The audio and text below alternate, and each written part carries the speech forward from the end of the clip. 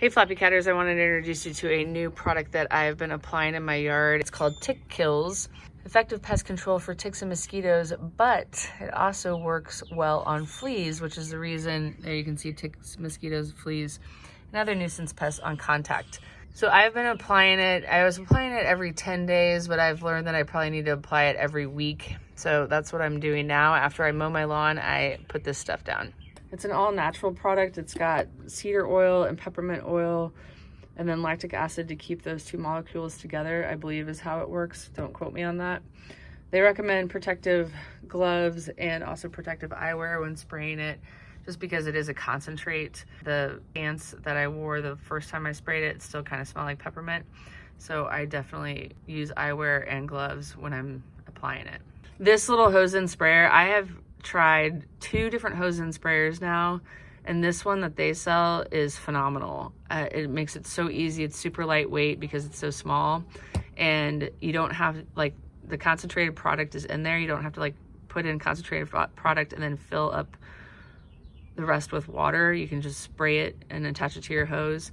This little guy is the open and closed spout, so you definitely want that to be pushed open, because if it's straight up and down, that means closed. So you push that open, and then this is the on and off switch.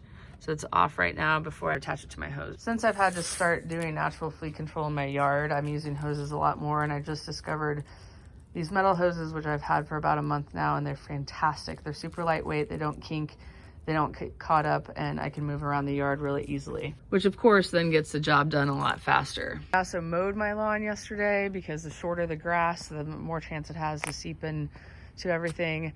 I'm gonna spray my fence line.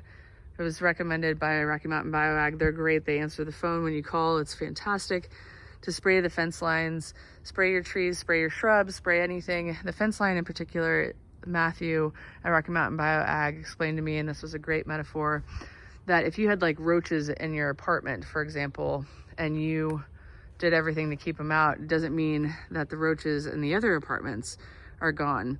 So that's how I think of it, that I have fleas beyond those borders, and so I got to keep them out. So that's why you spray the fence line. Now the weather is nice today, but it has been colder at night, like in the low 40s. So there are no pollinators out right now. And normally I would need to spray this at like dawn or dusk to avoid hitting the pollinators. But since there are no bugs right now, I'm free to spray in the middle of the day. To refill the little sprayer bottle, I just keep this cheap funnel on top of the refill bottle and then put it in there. And then I've marked it with an X in Tick Killz so that I don't use it for anything else. I start in this back corner of my yard and then just make sure. I've got this weird situation with a chain link fence and a wooden fence, so I spray that heavily because I can't really clear out the debris there, which is where fleas love to hide, is in leaf debris. And then I just spray the fence line and the beds, and then once I get to the yard, I do more of a swaying pattern.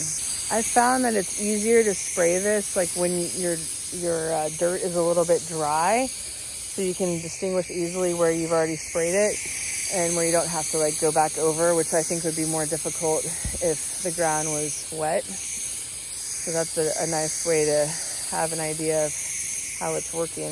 One of the benefits that I've seen so far that I wasn't expecting is it's keeping rabbits out of my yard, and that's a good thing because, well, more wildlife brings more fleas, but also because my cats, one year we had a bunny that did a nest and I didn't know it, and we had a bit of a massacre problem. So I don't ever let bunnies have babies in my yard anymore. I always put the dirt back in their nest, but just having them not in my yard is a great benefit also for my hostas, so they won't eat them. Now, something else that I was told was it says it treats up to 50,000 square feet. So if you think about it, that's not just the surface of your yard. That is the trees, the fences, and everything. So even though my yard is smaller than 15,000 square feet, the square footage that I am spraying it on is way more than my yard. I'm spraying it on bushes, on plants, on fence lines, on my trees, anywhere that fleas could have fallen off a squirrel, raccoon, possum, anything like that. So keep that in mind when you're trying to figure out how many square feet of this product that you need. And don't forget to spray your patio as well, anywhere those little buggers could be lurking. And then of course you want to spray your front yard too, because again, like Matthew said, if you got roaches in a roach-filled apartment, you don't want to give them a reason to be on the other side of the fence. My front yard takes a lot less product because there is far less shrubbery, and so I can get this part done really fast.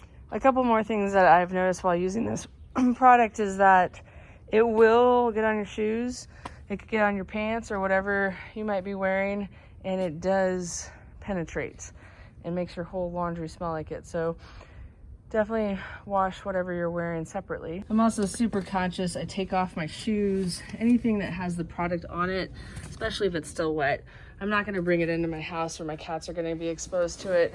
So I leave it all in my garage until it's dry. This is supposed to be applied, I think, once a month. I mean, it depends on the pest situation in your area, but it should be like once a month. But at first it's like 2 weeks first, and then after the first 2 weeks again, and then it's once a month from there. Well, I had applied it 10 days in. My neighbor's lawn care company was cleaning out leaves with a blower, and the leaves were flying over my fence and flying underneath my fence, and as a result, we got a flea. If there is a flea to be had, it will find Charlie. Luckily, it was just, you know, a one-off, and I sprayed it again that evening, and we didn't have a problem the next day. There's lots of things to consider when you're doing natural flea control, but so far this product is working wonders for us, and I'm pretty pumped. I feel like there's hope that we can stay outside all summer, which is really good for Charlie because he loves to be in our backyard. One more thing, these are peppermint plants, and Matthew at Rocky Mountain Bioag told me about peppermint plants. He said if you can plant them in, you can either plant them in pots, but if you plant them in the ground, they will spread really rapidly. But he said if you can plant them in every corner of your yard, that will also keep pests away and hopefully wildlife that doesn't like the smell of peppermint. So it's not warm enough yet to plant these, but I got those on Amazon and plan on planting them in the four corners of my yard. After having a cat with flea allergy dermatitis, as well as a cat that got a head trimmer from topical flea medications that you get at the vet, I am doing the holistic approach. And one of the things about the holistic approach is it is a trifecta. You got to treat the yard, which I'm doing with the Tick Killz. You got to treat your house, and you got to treat the cat. The house, you don't really need to treat unless you like see a flea, in my opinion. But I do keep up with vacuuming more than I do in the winter. In the summer, I vacuum 3 to 4 times a week. If I have a flea, I do it every day. So this is what I put on my cats. This is a No Fleas Please. This is an amber and amethyst powder that creates an energetic field that fleas don't like. Mostly, I think, created by the amber.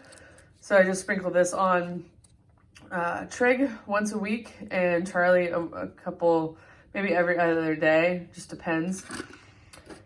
This is Kitty Boost. It's an essential oil company named Animalio. That means animal essential oil. It's created by a veterinarian and sold by a veterinarian, and it's just really fragrant, and fleas don't like the fragrance of it. She also makes 2 other products that are good for fleas called Away and Evict. And then I also give them garlic pills. These are kept in my freezer, and they're number 3 or number 4 pill capsules. I cut the garlic, let the garlic do its thing for 15 minutes. Basically, the oils in the garlic that are released that are like potent don't happen until after 15 minutes after cutting it. I wait, and then I make a bunch of these so that I don't have to wait that 15 minutes every time I give them these. And I give them these Monday, Wednesday, Friday. Thank you so much for watching, and we'll see you next time.